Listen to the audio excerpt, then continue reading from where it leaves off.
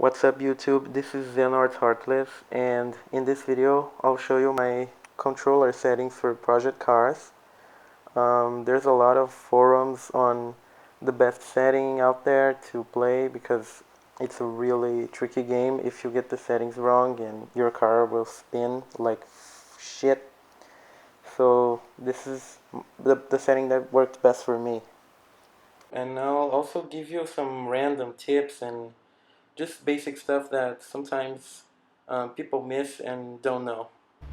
So this is my settings. I play on the PlayStation 4, so it's DualShock 4 settings. I don't know if on Xbox One it's different or whatever.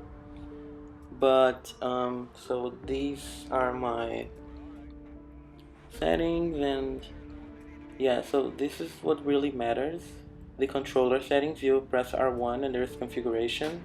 So you switch the numbers there, and I tried a lot of different combinations, and I think this one is the best. I mean, some cars or others are worse, but you just gotta deal with that, because this is what works for most cars out there. So yeah, you can like pause to see better and copy if you'd like, of course. Okay, so the first tip is when it's raining, um, and you don't want to switch the cameras, and if you want to stay on cockpit view, you can just press the down button on your controller, and the windshield wipers will start working, and you can fucking see what's ahead of you, because some people don't know that, and they just switch cameras and take all the emotion off the game. So if you didn't know that, now you know. It's a pretty random thing and really basic, but I don't know, maybe someone doesn't know. Well, in case you don't know, this is the down button. Okay, so this is another tip. If you're like me and you play a lot, you'll go through seasons, and sometimes you'll get the same invite to do the same event, and sometimes you don't want to do it again because it's a waste of time. So a good way to check that out is to see if you already did it. You can just write down the name of the event.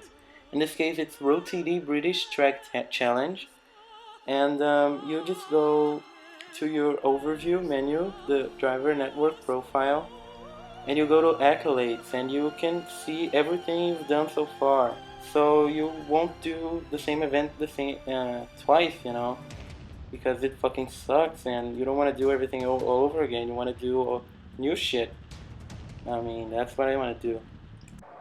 Okay, this next tip is if you're having trouble getting the pole position, you can do something. You can go to Edit Tuning Setup, and you can reduce the fuel that goes into the qualifying session, because sometimes there's just a lot of fuel in the car, and you're gonna do at most 10 laps.